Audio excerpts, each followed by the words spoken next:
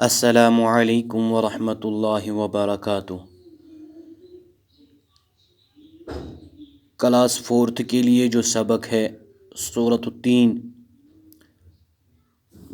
عزیز طلباء، سبق شروع کرنے سے پہلے ہمیشہ ایک دعا پڑھنی چاہیے۔ وہ دعا یہ ہیں، اور اس دعا سے کیا ہوگا کہ آپ کا سبق جلدی یاد ہو جائے گا، آپ کا ذہن اللہ تبارک و تعالیٰ کھول دیں گے، ذہن میں وسعت عطا کریں گے، اور آپ کے ذہن میں اچھی طرح سبق بیٹھ جائے گا، سینے میں بھی بیٹھ جائے گا اور دل میں بھی بیٹھ جائے گا، دماغ میں بھی آ جائے گا۔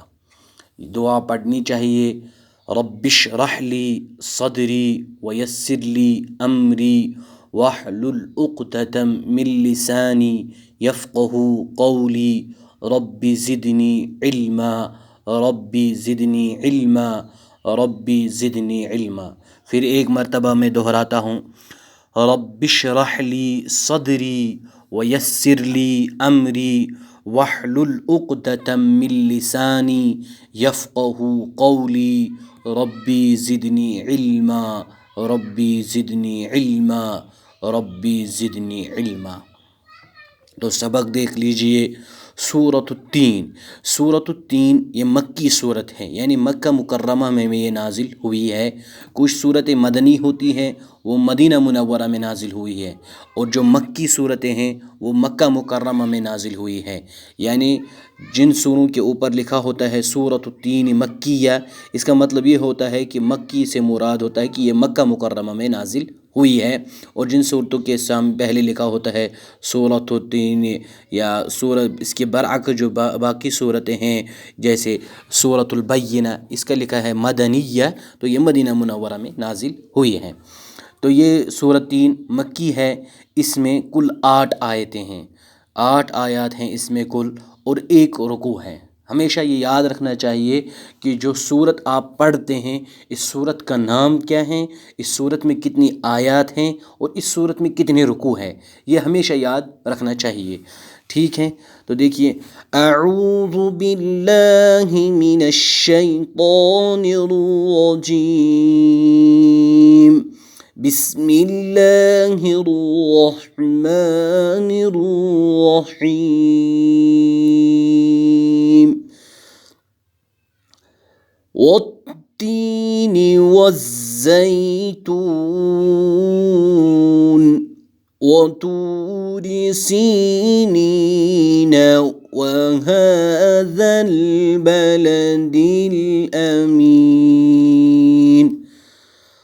والتین، اس پہ آپ تشدید، یہ اس کو کہتے ہیں تشدید اس کو کہتے ہیں، اور اس کے برعکس جو ہیں اس کو کہتے ہیں جزم۔ اور آپ نے پڑھا ہوگا کہ تشدید کے بیان میں کہ تشدید کی آواز میں ایک قسم کی سختی ہوتی ہے، یہ تشدید ہے، اس لیے یہاں پر یہ جو تا پر تشدید آ گئی، تو یہاں پر جب ملا کر پڑھیں گے واو تا زبر وت میں تھوڑا سا جھٹکا دیں گے، اور اس کو کہتے ہیں وت تین۔ تا یا زے تی یا ساکن سے پہلے زیر ہیں، اس لیے یا مدہ ہوگا۔ یہاں مدہ کے بیان میں آپ نے پڑھا ہوگا، آپ کو معلوم ہے کہ ایک الف کے برابر کھینچ کر پڑھنا ہے، اس کو ذرا تھوڑا کھینچنا ہے۔ والتین والزیتون، واو زا زبر وز، یہاں پر بھی جھٹکا ہوگا، اور زا کو پڑھتے وقت سختی آنی چاہیے۔ میں نے آپ کو الف با کے پریکٹس میں بتایا کہ کون کون سے حرف سختی کے ساتھ پڑھے جاتے ہیں۔ اس کے برعکس جو ذال ہے، ذال وہ نرمی کے ساتھ پڑھا جاتا ہے، اور زا کی صفت ہے یہ ہے، اس کی صفت یہ ہے کہ یہ سختی کے ساتھ پڑھا جاتا ہے۔ والزیتون، آیت کریں گے تو یہ جو نون ہے اس کو ساکن کریں گے، ساکن کے مراد اس کو پورا، یہ جو نون زیر نی، اس کو نون زیر نی نہیں پڑھیں گے، اگر ملا کے صورت میں پڑھیں گے تو پھر پڑھنا ہے والتین والزیتون وطور۔ جب یہاں پر آیت کریں گے تو پھر وطوری نہیں پڑھنا ہے بلکہ والزیتون پڑھنا ہے۔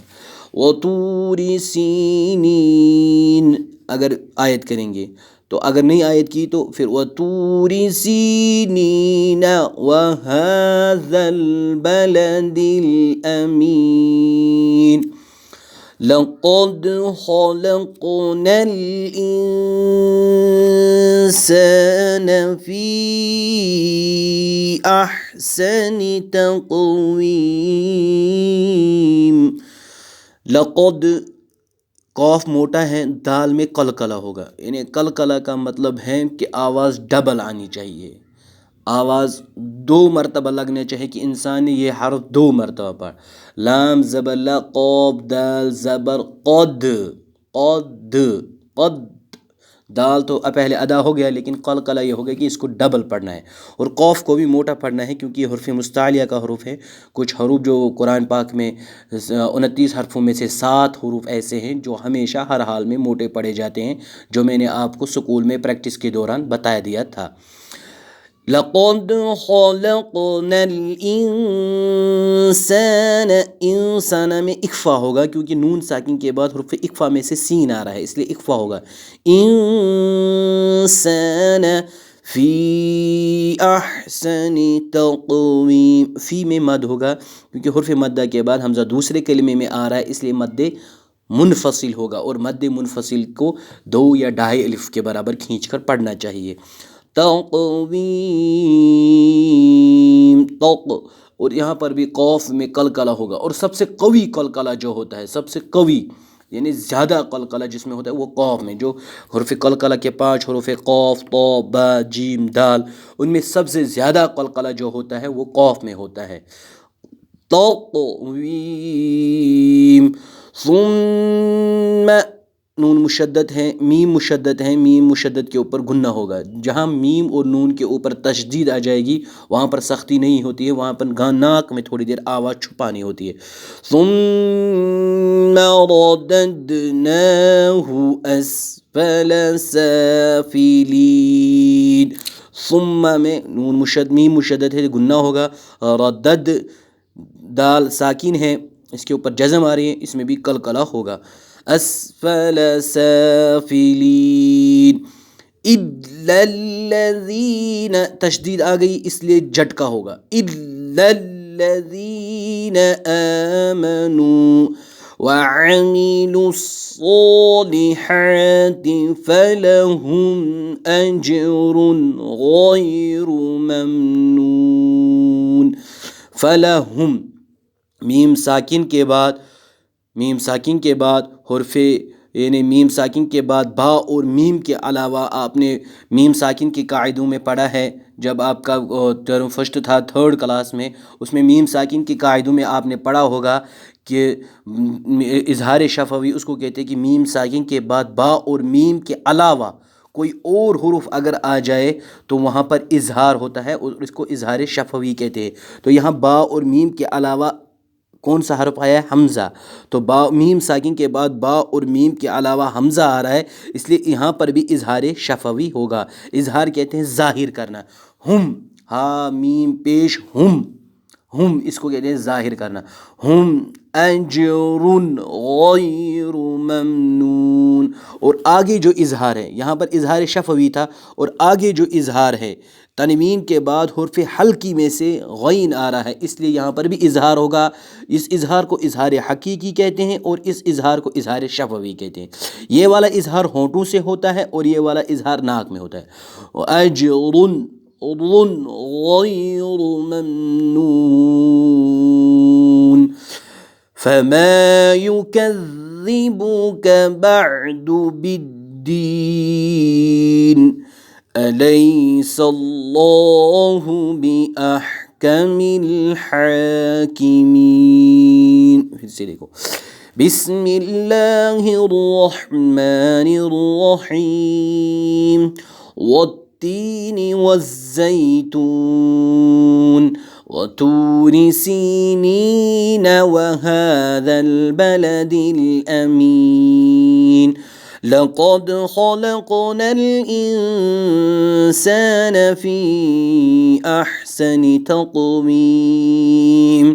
ثم رددناه أسفل سافلين. إلا الذين آمنوا وعملوا الصالحات فلهم أجر غير ممنون.